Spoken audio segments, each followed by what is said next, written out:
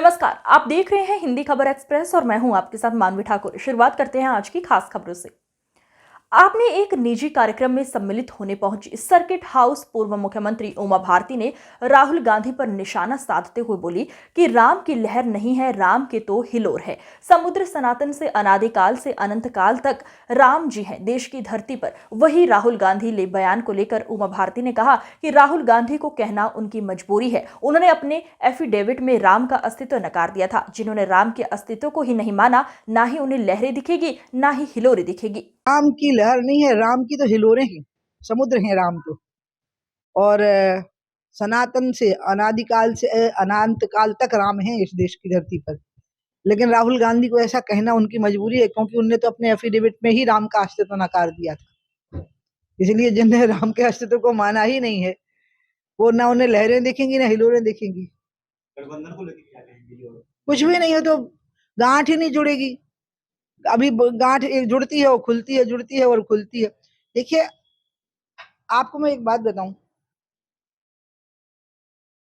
क्योंकि आप लोग घर के हो, आप इस बात को स्वीकार कर लीजिए कि विपक्ष ने ठीक से जिम्मेवारी से अपनी भूमिका नहीं निभाई है। क्योंकि विपक्ष की भी देश के प्रति जिम्मेवारी होती है, खाली आलोचना करना उसका काम नहीं होता, कुछ जिम्मेवारी भी होती है जो उन्हें नहीं निभाई। इसलिए जो एंटी इनकम्बेंसी का वोट पड़ेगा वो विपक्ष के खिलाफ पड़ेगा कि आपने विपक्ष का रोल ठीक से नहीं निभाया। जो मुख्य मुद्दे थे जो उठाए जाने चाहिए थे वो आपने नहीं उठाए।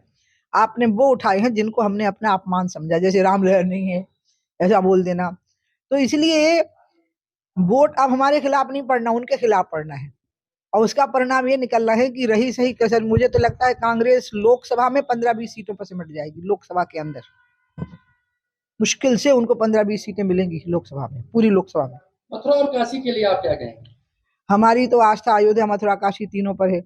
1991 में जब वर्षिप बिल आया था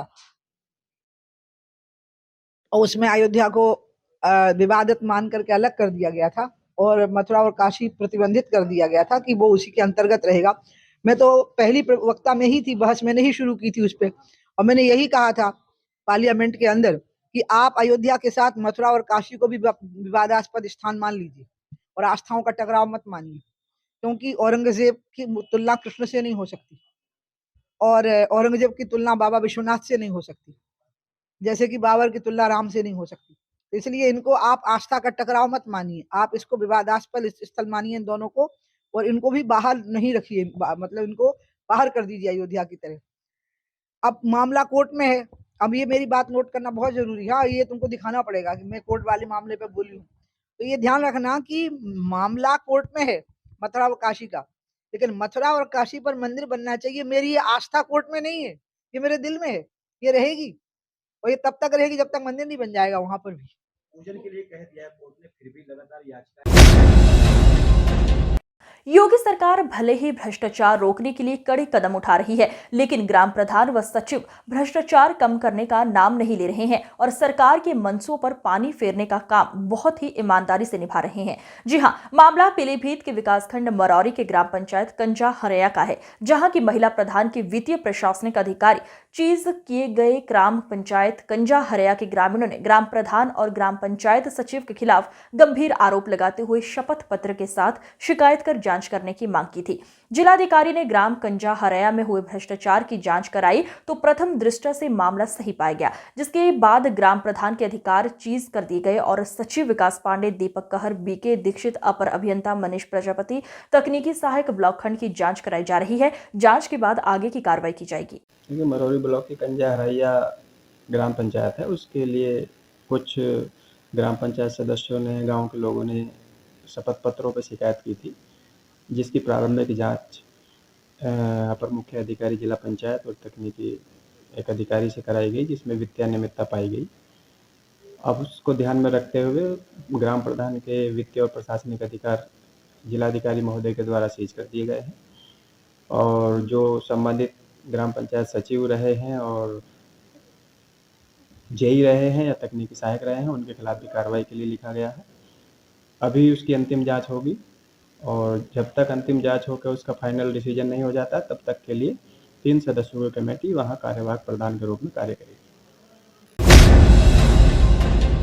कौशाम्बी जिले के मंझनपुर तहसील क्षेत्र के टेवा गांव में खलियान की बेशकीमती भूमि पर कुछ लोगों द्वारा निर्माण कर कब्जा किया गया। नोटिस जारी होने के बावजूद निर्माण कार्य नहीं रोका जा रहा था। इस पर तहसील प्रशासन द्वारा कार्रवाई करते हुए अवैध अतिक्रमण बुलडोजर लगाकर ध्वस्त किया गया। कार्यवाही का विरोध एक महिला और उसके लड़कों ने किया, लेकिन मौके पर रही पुलिस बल ने स्थिति को संभाल लिया। दरअसल मंझनपुर तहसील क्षेत्र के टेवा बाजार पश्चिम शरीर रोडा पर खलिहान की गाटा संख्या 776 लगभग 3 बीघा से अधिक भूमि है। इस पर कथित तौर पर रवि नारायण तिवारी नाम के व्यक्ति द्वारा अवैध निर्माण कर कब्जा किया जा रहा था। इसकी जानकारी होते ही हल्का लेखपाल ने अवैध निर्माण रोकने के लिए कई बार नोटिस दिया। खलिहान पे ये अनधिकृत समझे निर्माण कर रहे थे। पिछले काफी 1 महीने 1.5 महीने से इनको मना किया जा रहा था और ये पूरा का पूरा निर्माण कर लिया। लेखपाल उसी दौरान 13वीं थी, तो 13 दिन के लिए वो इंसान छुट्टी के लिए घर गया हुआ था, जिससे कि उसका जो विशेष रूप से उसको निर्माण रुकवा रहा था नहीं हो पाया। इसलिए इनको बताया गया कि ये निर्माण नहीं करें, इनको लिखित भी बताया गया, बट ये नहीं माने, तो आज इसका इसलिए ध्वस्तीकरण के लिए गिरा दिया गया है। और इसी ने बंदे ने खलिहान की भूमि पे कब्जा था, इसके बाजू वाली जमीन ये बैनामे में किसी और महिला को बेच दिया हुआ है। वो महिला भी यहाँ पर आके मना कर रही थी। तो खलिहान की भूमि कैसे बेच दिया गया? खलिहान की भूमि तो अभिलेखों में बेचा नहीं जा सकता है। इसके सामने तकरीबन 10-15 फीट की जमीन जो है वो काश्तकार भूमिधर के नाम पे अंकित है। जमीन दिखाया गया पेपर में उस भूमि को और बेच दी गई, मतलब बेचा भी वही गया है, लेकिन पीछे जो हमारी इतनी खलिहान की भूमि है उस पर कब्जा दे दिया गया, जो कि गलत था, उसको भी हटा दिया जा रहा है। अब कीमत तो यहाँ का सर्किल रेट और मार्केट रेट ही बताएगा, वो तो मुझे जानकारी नहीं है, लेकिन सरकारी था, इसलिए कार्रवाई के तौर पे ये एक तो मुकदमा उन्हें दर्ज जरूर करवाना चाहिए 2/3 में, जिसमें कि ये भूमाफिया में दर्ज हो जाए। और दूसरा चीज है खलिहान की भूमि पूरा खाली करवा देते हैं हम लोग अभी लोग। यूपी के पूर्व डीजीपी व राज्यसभा सांसद बृजलाल जी सिद्धार्थनगर में भ्रमण के दौरान सांसद आदर्श ग्राम पंचायत बजहा पहुंचे, जहां चौपाल में लोगों की समस्या सुनी और ग्रामीणों से गवई भाषा में देर रात्रि बातों का सिलसिला जारी रहा। राज्यसभा सांसद ने 3 आदर्श गांव चुने थे, जिसमें उन्होंने रामपुर बजहा का भ्रमण किया और सभी विभागों की समीक्षा की, जिसमें वन विभाग और मत्स्य विभाग में बड़ी कमियां पाई गई। वन विभाग में वृक्षारोपण और ट्री गार्ड केवल पेपर में हुआ है। मत्स्य विभाग में भी भारी घोटाला था, जिसमें मत्स्य बीज संचय के लिए पेपर में 20 बीघे के रकबे में कार्य पूर्ण होना दिखाया गया, लेकिन जमीन पर कुछ है ही नहीं। राज्यसभा सांसद के सवालों के जवाब में अधिकारी थर-थर कांप रहे थे। ऐसा आज मैंने 3 आदर्श गांव मैंने चुना था, बजहा, रामपुर और तीसरा है मदरहना जनूबी। आज मैंने रामपुर देखा, यहाँ देखा। विधवा पेंशन और विकलांग पेंशन, राशन ये तो करीब करीब ठीक है, लेकिन 2 चीज़ मैंने देखा। एक जंगल विभाग, उसमें लिखा कि ऑन पेपर दिखाएं वृक्षारोपण हो गया और ईंटे का चारों तरफ टी गार्ड लग गया, 0 है। और यहाँ का भी था महेश यादव फॉरेस्ट गार्ड, अभी मैंने कहा अभी चलकर मैं देखूंगा, भाग गया। और यही हाथ रामपुर का है। और मैं समझता हूँ अगर ये 2 गांव तो एक वानगी है, तो ये वृक्षारोपण कार्य यहाँ का पेपर पर हुआ है, इसकी जांच होगी और इसको मैं मुख्यमंत्री तक ले जाऊंगा। ऐसे भ्रष्टाचारियों पे कब कार्रवाई होगा? बिल्कुल कार्रवाई होगा। इसी तरह मत्स्य, इन्होंने कहा साहब इतना 20 बीघा में मछली का उसका तालाब वो करके डाल दिया गया, ना यहाँ हुआ है और ना रामपुर में। 2 विभाग देखा, एक मत्स्य और फॉरेस्ट, दोनों ने पेपर पर कार्रवाई की है और ये हाल है, तो मैं इसको मुख्यमंत्री तक ले जाऊंगा। और अगर ये हाल है तो ये और जगह भी यही हाल होगा। अगर बजहा बॉर्डर का गांव है तो ये। दूसरा जो हमारी प्रायोरिटी में है, काला नमक। काला नमक के चावल के हमने बहुत मेहनत किया है। एक जिला एक प्रोडक्ट मिलाया, कॉमन फैसिलिटी सेंटर है उसका पास, वो मेरे सौजन्य से लगा 12 करोड़ का, और काला नमक का रकबा बढ़ा। मेरा नाम मोहम्मद मुस्तफ़ा पुत्र मोहम्मद उमर। चौपाल में हम आए थे, हमारे कई समस्याएं थी, लेकिन विशेष रूप से जो मेरी समस्या थी वो हमारे गांव के तालाब बजहा सागर से नहरें निकली हुई हैं, जिसमें एक सबसे बड़ी नहर है जो बजहा बर्डपुर के नाम से जाना जाता है। उस नहर के पूर्वी बैंक में एक कटिंग है, कई सालों से 15-20 सालों से कटिंग है, जहां बंधा बांध के छोड़ दिया जाता है। उससे पहले वहाँ एक अंग्रेजों के ज़माने की पुलिया बनी थी, उससे फ्लड का पानी निकल जाता था, किसान पानी रोक के अपने खेतों में पानी चढ़ा लेता था। उस पुलिया को टूटने के बाद कई सालों के बाद हमारी भारत सरकार के हुकूमत ने एक बार वहाँ नहर विभाग ने पुलिया बनवाया, उसके बाद वो पुलिया फिर टूट गई, जिसके लिए कई बार हमने मौखिक नहर विभाग से सिफारिश की कि सर इस पुलिया को बनवा दीजिए, हमारे अलीदापुर पूर्वी का पानी निकल के जहाँ पर टूकी नहर। विकासखंड भनवापुर के अंतर्गत ग्राम पंचायत सफीपुर के राजस्व गांव परसोहिया तिवारी में तैनात आंगनबाड़ी कार्यकर्त्री लगभग 3 वर्ष देहरादून में रह रही है, लेकिन बाल विकास पुष्टाहार विभाग भनवापुर बाल विकास परियोजना अधिकारी को पता नहीं लगा। एक तरफ केंद्र सरकार गर्भवती धात्री महिलाओं एवं छोटे छोटे बच्चों के लिए प्रतिमाह दाल, तेल, दलिया सहित अन्य जरूरतमंद सामान उपलब्ध करवाती है, तो वहीं दूसरी तरफ राज्य सरकार भ्रष्टाचार को लेकर बहुत ही सख्त है। उसके बाद भी आंगनबाड़ी कार्यकर्त्री 3 वर्ष से आंगनबाड़ी कार्यकर्त्री केंद्र पर नहीं आई और विभाग को भनक तक नहीं लगी। मीडिया टीम जब पड़ताल करने पहुंची तो विद्यालय में मौजूद बच्चों ने बताया कि आंगनबाड़ी कार्यकर्त्री लगभग 3 वर्ष से सेंटर पर आई ही नहीं है। क्या नाम है आपके? हमारा सजनू नाम। गांव कौन है? परसोहिया तिवारी। जैसे कि आंगनबाड़ी भवन बना है बगल में, आंगनबाड़ी भवन बना है विद्यालय के प्रांगण में, और आंगनबाड़ी भवन पर ताला ये बताओ है कि हमें बहुत दिन हो गए खुलन नहीं। हाँ, तो 3 साल तो हो ही गया खुलना ही खुला है। अच्छा, आंगनबाड़ी कार्यकर्त्री राहत कहाँ है? प्रदेश में रहती साहब, अपने परिवार के पास। अच्छा, तो इन्होंने गर्भवती धात्री महिला के लिए, बच्चन के लिए पुष्टाहार आउट है, वो सब कैसे? वैसे कहूँ साल भर में बांट दिन तो बांट दिन है, गुहू नहीं मिलता है। अच्छा, के बांटा था? अगर बांटा था तो अब बांटे का वो है ही नहीं, तो उनके वहाँ रोहनी भारी के आवत है, उन्हें अपन बांट देते हैं। अच्छा, रोहनी भारी खोए क्यों? उनके नैहर है, वही उनके पिताजी हैं।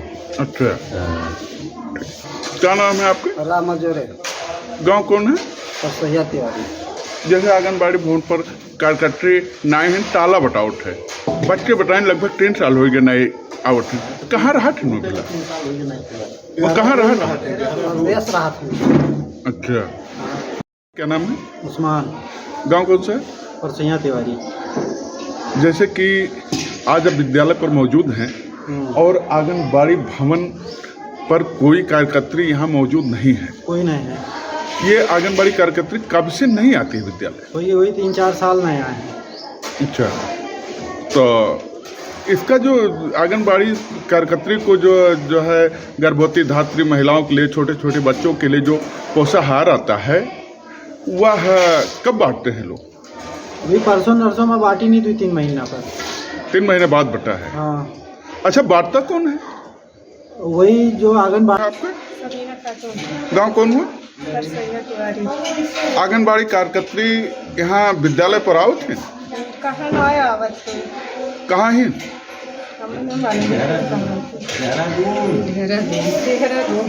अच्छा, ये दोनों बच्चन के ही पुष्टाहार गर्भवती धात्री महिला के लिए पुष्टाहार आओ तो मिलत है? कुछो ना, कहूँ साल भर में बाजी मिल जाता है। अच्छा, वो बाटे की लावत है? भाई। आपके क्या नाम है? गांव कौन है? परसोहिया तिवारी। आपके यहाँ कार्यकर्त्री द्वारा कौन है बच्चे के यहाँ कुछ मिलत है? कुछ नहीं मिलत है, साल भर पे बाजी मिल जाता है। अच्छा, साल भरे पर बाटे के लावत है? उनका भाई। अच्छा, एक शिकायत कब कौन किया गया है? क्या नाम है आपका?